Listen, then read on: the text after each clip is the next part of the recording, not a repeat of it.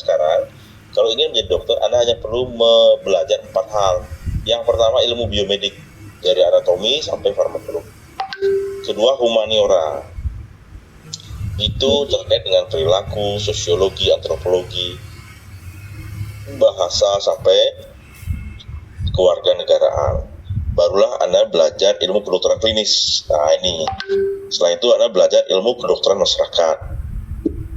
Dalam ilmu kedokteran masyarakat, Anda belajar tentang biostatistika, epidemiologi, ilmu kesehatan lingkungan, termasuk banjir saat ini Anda belajar di sana, ya. Nah, di mana letak kita sekarang? Letak kita di sini nih. Kita belajar ilmu biomedik, kecil sekali dibandingkan dengan yang lainnya, ya. Nah, ini merupakan penampakan anatomi dari genitalia female, ya. Jadi kalau kita lihat penampakan samping, jadi Anda di sini ini harus tahu bahwa yang mana uretra, yang mana vestibula, karena ini nanti Anda pergunakan pada saat Anda memasang kateter, ya. Kemudian di sini perlu diperhatikan, ini merupakan tampak depan, ini belakang. Ketika seorang ibu hamil, maka dia akan mendesak ini ke depan dan ke belakang, ya. Itu kenapa pada saat seseorang hamil atau terjadi miom, itu akan terjadi pendesakan ke arah anus dan ke depan, ke kandung kencing. Itu kenapa ibu-ibu yang hamil itu cenderung lebih cepat terisi vestibuladernya, kandung kencingnya, ketimbang orang yang normal. Itu karena didesak oleh ini. Perempuan-perempuan yang memiliki lemak yang terlalu tebal, ini akan membuat uterusnya agak naik sedikit, sehingga susah hamil. Jadi dia tidak lagi retrofleksi, tapi dia ke belakang, kebalikan dari retro, jadi postgrade dia, ya. Nah ini di sini Anda harus hafal betul nanti, ya, bahwa tempat menghasilkan ovum itu adalah di ovari. Ini merupakan tempat salurannya. Nah di sini tempat penanaman benihnya, ya.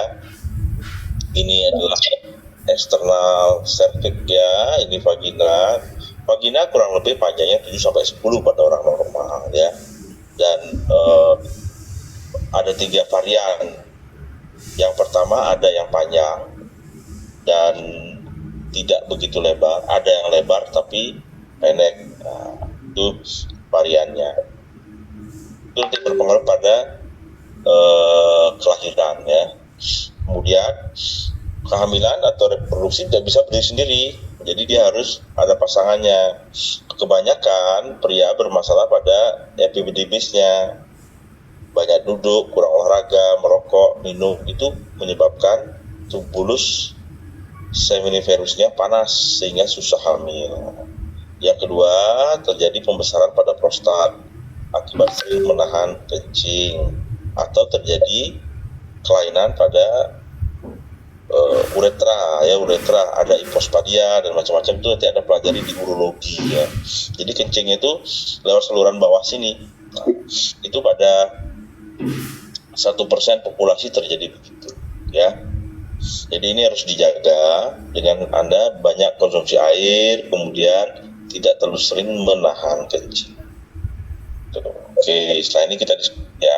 Jadi inilah kemudian menjadi modalitas untuk reproduksi. Jadi kebanyakan suami istri pasangannya kalau tidak bisa hamil menyalahkan perempuan, padahal tidak. 40% disumbangkan oleh laki-laki, ya. Nah ini Anda hanya perlu menghafalkan ini, ya. Jadi anatomi sistem reproduksi, ya, ini proses spermatogenesisnya bagaimana, fertilisasi dan pembuahan, proses fertilisasi Anda baca, kemudian peran hormon fertilisasi seperti adanya hormon-hormon pada perempuan, spermatogenesis, estrogen, progesteron, ya. Kemudian siklus menstruasi Anda pelajari sendiri. Jadi ada tahapan siklus menstruasi, di situ ada perubahan hormon, faktor internal, faktor eksternal.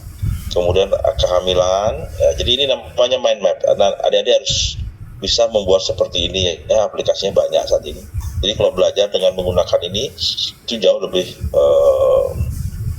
mudah mengingatnya. Jadi Anda tambahkan nih respon ini apa aja ya, proses fertilisasi di sini terutamakan. Nah, nanti Anda belajar mandiri ya.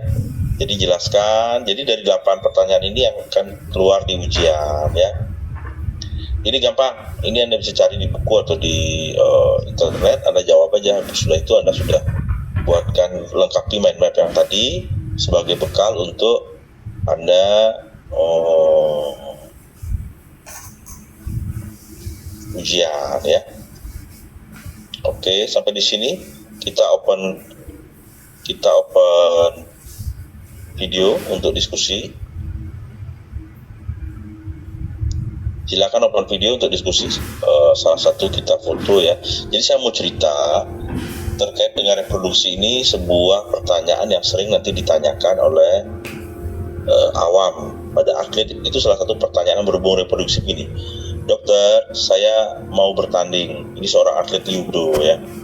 Saya bingung karena di literatur itu ada 2 versi. Apakah saya boleh mengeluarkan sperma saya sebelum bertanding? Di pesepak bola juga banyak yang tanya, apakah saya boleh berhubungan badan atau justru tidak boleh berhubungan badan sebelum pertandingan? Oke, saya mau minta pendapat adik-adik dulu nih. Menurut adik-adik, kalau adik-adik ditanya begitu oleh seorang kawan yang atlet, apakah boleh sebelum bertanding itu sebaiknya apakah boleh dia berhubungan badan atau justru tidak? Alasannya apa? Silakan angkat tangannya, nanti diskusi.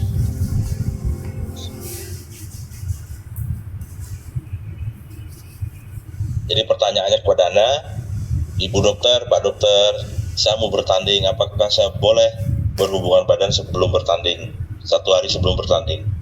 Kalau boleh alasannya apa, kalau tidak boleh alasannya apa? Silakan.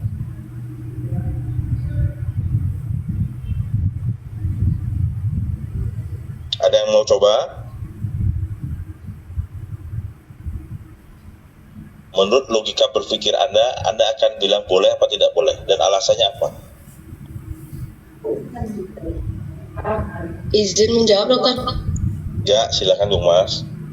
Kalau menurut saya itu tidak boleh, dokter, karena kalau bertanding itu kan membutuhkan tenaga yang banyak, tenaga yang besar. Sedangkan kalau berhubungan badan itu bukannya, setahu saya itu malahan dia mengeluarkan banyak tenaga gitu, dok. Jadi capek duluan gitu. Itu menurut saya, dokter. Oke, ditampung ya. Yang lain? Dan Anda perlu ketahui sebelum final Piala Dunia antara Brasil dan Argentina, negara Brasil menyediakan cewek-cewek untuk pemain-pemain Brasil untuk mengurangi ketegangannya. Dan Brasil menjadi pemenang juara dunia waktu itu. Silakan yang lain. Analisanya Bung Ayu tidak boleh karena menguras energi. Nah, yang lain silakan.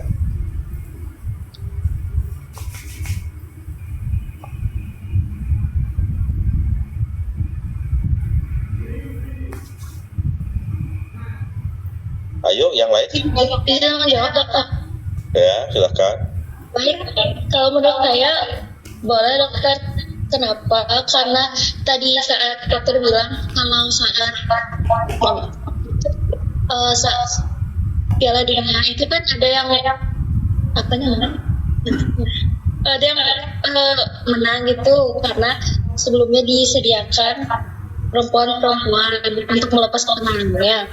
Nah, kalau semisal sedang bersenggama kan otomatis laki-laki itu apa yang saya bilang, merasakan gitu ya, dokter, apa kayak euforia yang bagus gitu sehingga dopaminnya lepas. Karena dari itu mungkin jadinya pemainnya jadi lebih tidak tegang gitu, lebih santai, jadi lebih fokus gitu, dokter. Terima kasih, dokter. Boleh lah ya. Ya, silakan Rama.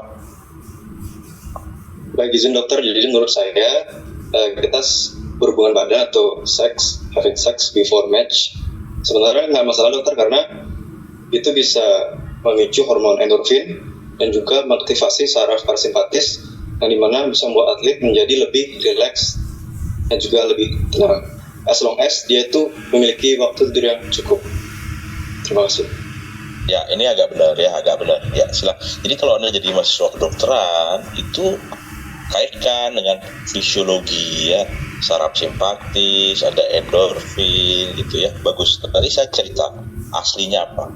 Ya, silakan. Bagus, Rafa, bagus. Jadi jangan hanya menurut saya begini ya. Jadi ada kait-kait juga karena Anda mahasiswa kedokteran, Anda sudah dapat biomedik nih ya.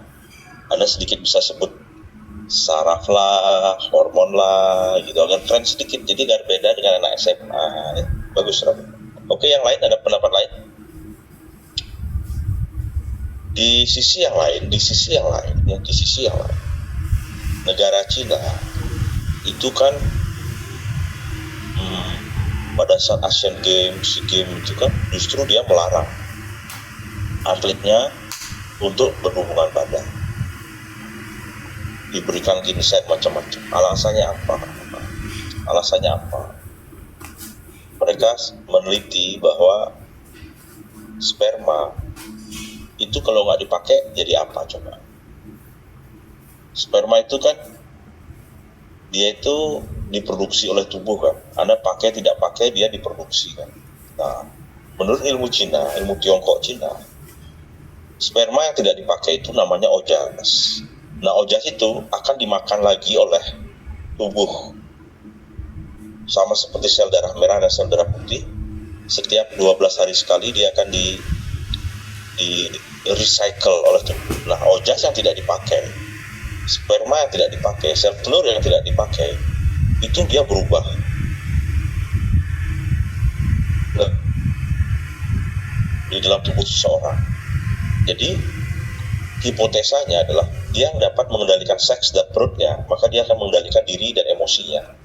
Nah, pada pertandingan besar, itu selain dia harus mengendalikan tubuhnya, itu 80% dia harus dapat mengendalikan emosinya.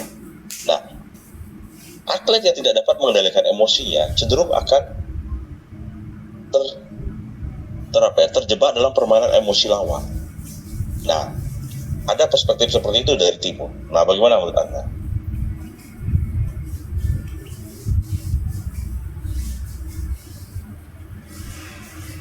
Jadi dalam ilmu S1 sarjana, Anda diajarkan untuk tidak lagi melihat secara absolut benar, salah, boleh tidak.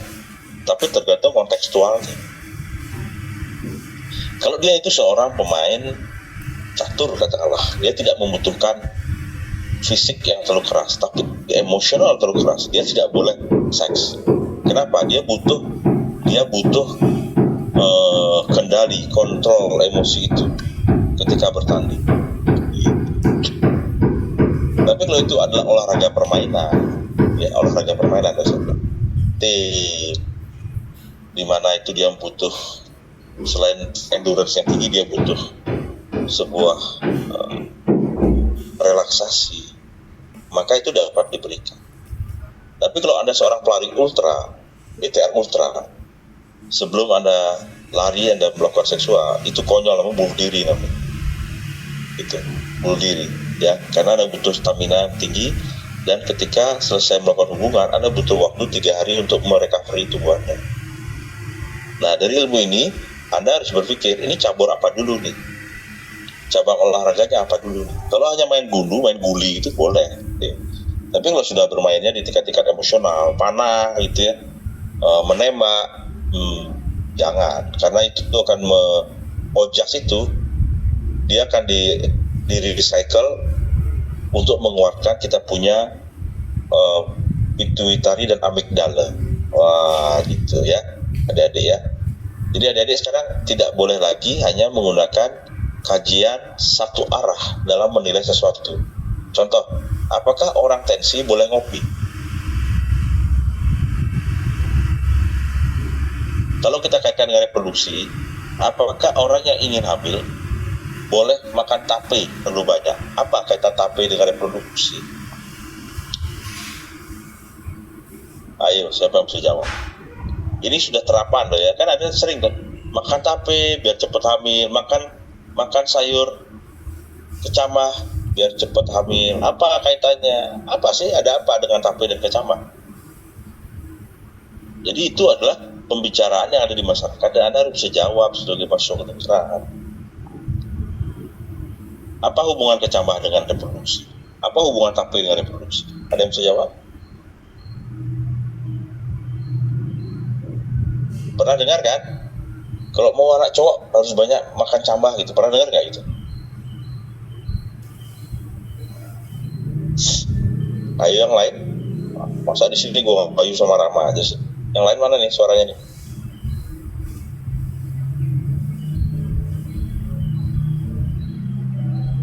Izin menjawab. Siapa nih? Putu Saraswati. Silakan Putu. Izin dokter, kalau tape itu kan fermentasi alkohol. Jadi setahu saya ibu hamil tidak boleh memakan tape berlebihan karena akan menghambat perkembangan janin yang nanti akan membuat anak itu jadi ada cacat fisik. Maaf kalau salah. Terima kasih dokter. Oke, yang penting berani jawab dulu. Makanya saya bilang kalau ada diskusi begini, Anda harus utarakan pengetahuan Anda ya, sehingga dosen itu dapat melakukan dosere. Dosere itu pembimbingan ke arah yang benar. Tapi kalau kita nggak tahu Anda sudah sampai di mana, kita nggak bisa dosere. Dosere itu pengarahan. Ya, oke, yang lain bagus. Itu. Yang penting berani speak up dulu ya. Ini yang lain udah nggak berani speak up. Jadi kita nggak tahu Anda itu sedang mikir apa tidak. Kayak yang lain masih ada waktu, masih setengah jam kita. Jadi Putu tadi menyampaikan bahwa itu bisa kehamilan, gitu ya, betul ya? Karena apa tadi Putu? Kenapa tadi tapi kenapa? Karena dapat menghambat perkembangan janin dokter. Kamu pernah mendengar itu dari mana? Saya karena itu fermentasi, jadi saya mikirnya itu akan nggak terlalu bagus untuk dikonsumsi berlebihan.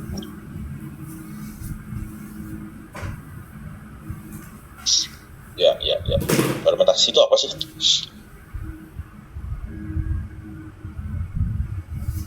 Kalau sesuatu makanan yang difermentasi seperti tape, kombucha, itu membuat tubuh gimana?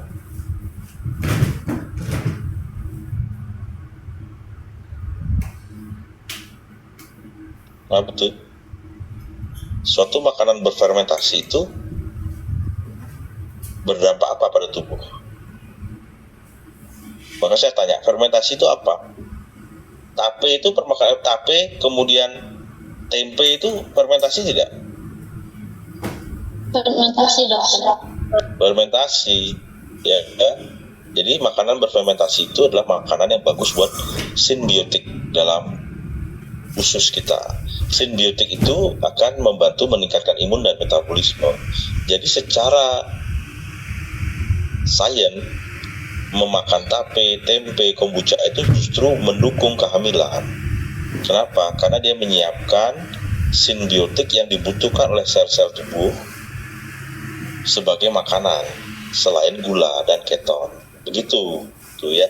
Jadi kalau tadi Anda mengatakan tape terlalu banyak, betul, karena kita tidak butuh terlalu banyak, kita butuh yang cukup.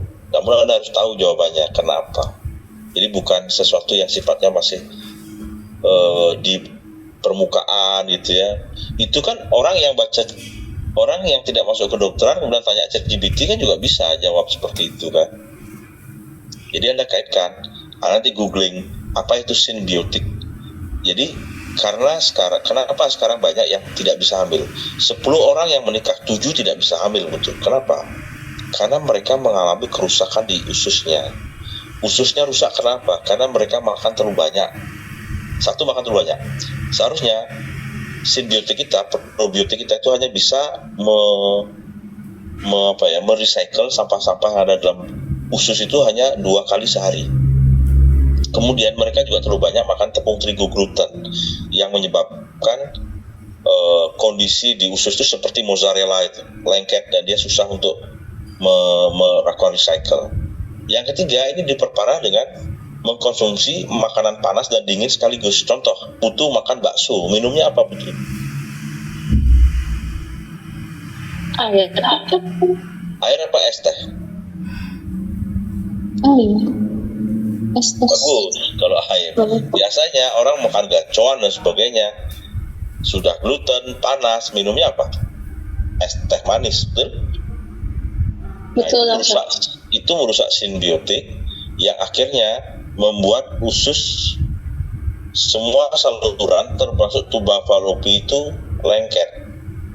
Itu juga menyebabkan spermanya tidak banyak, secara kuantiti tidak banyak, sehingga terjadi oligosperma. Ya, coba Anda perhatikan, Anda buka telinga, banyak sekali sekarang pasangan-pasangan itu susah hamil, betul nggak? Di keluarga Anda pasti ada kan? Wah, dia sudah lama sekali itu hamilnya itu nikah tapi nggak hamil-hamil gitu, ya nggak? Nah, kalau ada seperti itu Anda boleh rujuk ke saya, ya. Kenapa? Itu masalahnya, kalaupun diberi hormonal gitu ya, walaupun ditiup tidak akan berhasil sebelum ususnya dan ototnya dibangun. Ya, kenapa orang hamil butuh otot? Kembali lagi, dia butuh myokin namanya. Myokin itu untuk mengurangi radang dalam tubuh. Seseorang yang rajin ke gym, rajin melakukan latihan kalistenik. Nah, kalau Anda tahu nggak latihan kalistenik apa? Kalau Anda tahu tanya Ramai. Kalistenik itu latihan dengan beban tubuh sendiri ya, push up, sit up, squat, sit wall dan sebagainya, plank dan sebagainya. Itu cenderung lebih mudah hamilnya daripada tidak. Nah, ketidakbisaan hamil ini menyebabkan kerugian pada perempuan. Kenapa? Karena ada sebuah tren, bila Anda belum hamil, dia tidak akan ambil Anda sebagai istri. Nah, itu kerugian Anda.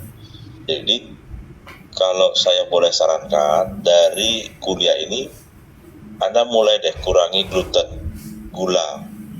Kemudian sekarang perbanyak tepung terigu. Jangan sampai kejadian itu menimpa Anda, gitu. Padahal Anda sudah tahu ilmunya, tapi tidak dipakai. Itu ya. Dari saya demikian ya adik-adik ya.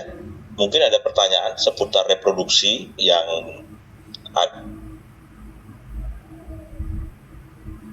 lingkungan Anda yang perlu kita diskusikan. Jadi manfaatkan ajang kuliah itu untuk menjawab hal-hal yang sering Anda dengar di lapangan, karena masyarakat itu memuji Anda bukan dengan OSCE, bukan dengan CBT ya, tapi bagaimana Anda menjawab mereka dan memberikan mereka pemahaman yang betul gitu. Karena branding Anda saat ini, saat nanti dibentuk sekarang gitu. Pasti nanti pada saat Galungan, Kuningan, Tahun Baru Anda ketemu kan, mereka akan tanya, kenapa ya saya begini, kenapa ya saya begitu. Anda jangan sampai di saat itu Anda buka ChatGPT dulu baru jawab, jangan. Oke, saya beri waktu 10 menit untuk bertanya. Dan ingat, bertanya itu bukan berarti bodoh ya. Justru orang yang cerdas itu orang yang pandai bertanya. Bertanya kepada diri sendiri, bertanya kepada alam gitu ya. Hasilnya adalah ketajaman rasa. Ketajaman rasa itu outputnya adalah intuisi. Jadi Anda bisa membaca situasi tanpa Anda tahu itu asal dari mana. Nah, itu intuisi. Itu ketajaman rasa itu diolah dari Anda bertanya ya. Silakan. Gung Mas yang mau tanya, angkat tangan. Silakan. Yang lain ya, kalau di sini saya tahu hanya ada Rama, Gung Mas, Putu. Yang lain gimana? Ya, silakan Gung Mas mau nanya apa? Izin bertanya dokter, tadi dokter mengatakan kalau tidak boleh makan yang panas dan dingin secara bersamaan. Misalkan kayak makan bakso terus entarnya minum es teh begitu dokter. Lalu saya sempat sebelumnya nonton podcast dokter juga membahas terkait diet sih dokter. Ngebahasnya tuh nggak boleh orang diet itu air dingin itu tidak boleh dikonsumsi karena nggak boleh banyak-banyak minum air dingin karena nanti lemaknya bisa padat gitu. Tapi dokternya itu tuh membantah karena air yang air dingin yang kita minum tuh nggak bener-bener dinginnya tuh nggak sampai ke pencernaan karena di esophagus itu udah hangat gitu katanya. Lalu kenapa kita nggak boleh makan yang panas dan dingin secara bersamaan gitu dokter? Dokternya siapa dulu tuh? Jadi dia harus belajar faal dulu ya. Jadi ketika Anda mengkonsumsi air hangat atau air dingin, air hangat lah katakan kopi gitu, masa dia ditahan di esofagus? Itu dia salah. Dia mencampur adukan antara esofagus dengan nasofaring. Kalau udara betul dihangatkan, tapi kalau air makanan dia tidak dihangatkan, dia tidak ditahan dulu. Kalau di pernafasan, ya dia dihangatkan di nasofaring kita. Jadi di nasal kita tuh dia dihangatkan deh. Tapi kalau air, makanan tuh dia tidak dihangatkan. Itu kenapa ketika Anda konsumsi makanan yang dingin sekaligus atau yang panas, itu lambung juga akan merasa hangat dan dingin. Cuman sensorinya dia tidak setinggi di mulut gitu ya.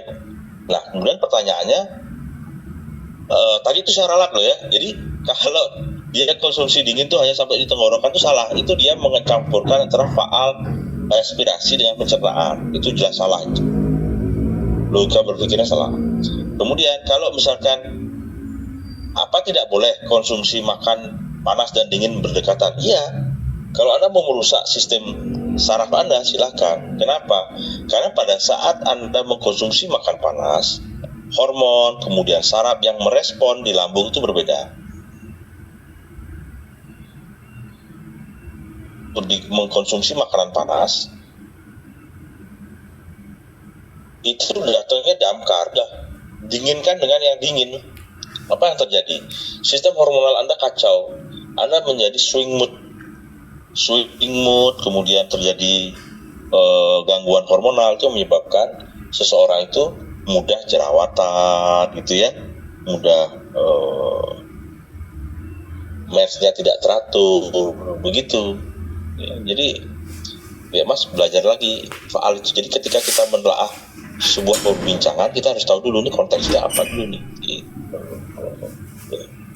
Paham ya sekarang ya? Itu kenapa saya katakan fisiologi itu penting sekali Anda pahami anatomi tadi kan. Jadi dia samakan antara udara masuk itu dihangatkan baru masuk ke paru-paru dengan air. Air itu tidak sama sekali mengalami penghangatan lagi. Paham Bung Mas? Paham ya? Kalau saya tanya Bung Mas, kalau udara dihangatkan oleh apa di dalam hidung kita, di dalam sistem respirasi? Dihangatkan oleh rambut-rambut yang ada di hidung itu kan? Bukan, salah. Rambut-rambut itu menyaring kotoran, bukan menghangatkan. Yang menghangatkan apa di sistem respirasi? Sinus ya, sinus itu yang menghangatkan. Itu kenapa kalau Anda flu, pilek, itu sinusnya itu membesar, membengkak gitu. Karena dia ingin melembabkan udara yang dari luar. Itu kenapa kalau Anda kebedugul, kengitamani, dia malah bengkak di situ. Jadi Anda bindeng gitu. Paham ya Bung Mas ya? Tapi kalau Anda minum air hangat, air dingin, dia tidak melalui proses itu. Karena selama di kerongkongan, esofagus, kemudian ke sphincter esofagus, lambung, itu tidak ada sistem seperti sinus itu gitu. Paham ya Bung Mas ya? Itu kenapa anatomi dan fisiologi itu Anda harus paham. Ya, silakan Mas Gita. Meta atau Rachel, silakan mau nanya apa? Izin bertanya dokter. Dulu saya kelas 12 sih kan sempet les. Terus kakaknya tuh saya sempet tanya ke kakaknya, Kak, benar nggak kalau orang-orang di Instagram, di sosmed tuh kan sering bilang, oh ini udah nggak perawan gitu dari fisiknya. Abis itu kakaknya bilang gini, dokter, iya benar deh kalau orang yang udah berhubungan itu kelihatan dari fisiknya, entah dari payudaranya atau gimana gitu. Itu benar dokter? Gimana? Anda nanya apa? benar nggak kalau orang yang sudah berhubungan itu kelihatan dari fisiknya dokter? Soalnya kata kakak yang ngejar les saya dulu tuh iya kayak gitu dokter. Sekarang Anda setelah belajar anatomi dan fisiologi gimana? Anda menyikapi hal itu?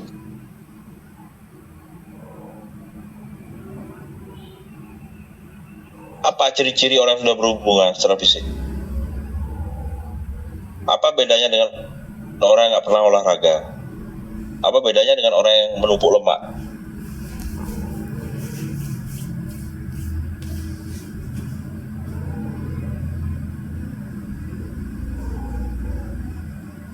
Rena bisa jawab nggak, Rena? Menurut kamu apa, Rena? Bisa jawab nggak pertanyaan teman tadi itu? Menurut kamu ada bedanya nggak? Bisa dilihat secara fisik nggak?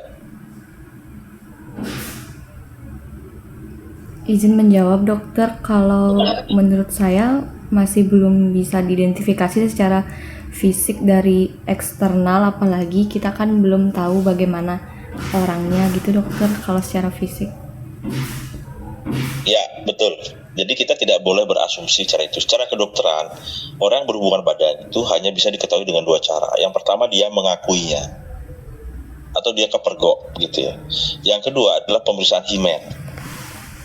Jadi pemeriksaan himen. Jadi pada orang-orang yang mau menikah, khususnya di angkatan polisi gitu, dia ada pemeriksaan himen itu dikenal dengan pemeriksaan keperawanan. Jadi dokter spesialis obgyn akan melihat himennya. Himen itu selaput darahnya. Itu, Mas ya. Misalkan Mas bilang apa? Pantatnya turun gitu. Apa bedanya kalau misalkan dia gemuk dan jarang olahraga, pantatnya turun, terus kamu turun dia udah gitu. Kan nggak fair. Paham ya Mas ya? Jadi tidak logis, itu tidak berdasarkan sains menilai seperti itu. Gitu. Ya, bagus, tapi pertanyaannya bagus. Cuman kamu jawabnya dari perspektif kedokteran dong sekarang. Jangan ilmu dukun kan. Kalau ilmu dukun tuh kayaknya dia sudah nih, itu kan kayaknya. Baik dokter, terima kasih dokter. Gitu ya. Rena ada pertanyaan? Izin dokter. Sehubungan dengan ada dokter. sistem ini. Aman ya? Nanti belajar sendiri ya. Oke, teman-teman sudah jam 8.42, teman-teman boleh istirahat. Nanti ini pertemuan lecture keberapa ya? Di biomedik ini lecture keberapa ya di jadwalnya? Ada yang lihat jadwal nggak? Bagaimana dokter? Ini lecture keberapa? Di depan saya itu ada lecture 13, 14 ini lecture keberapa? Lecture ke-6. Coba lihat di jadwal gue Mas. Ini lecture keberapa? Sebentar dokter, coba saya lihat jadwalnya.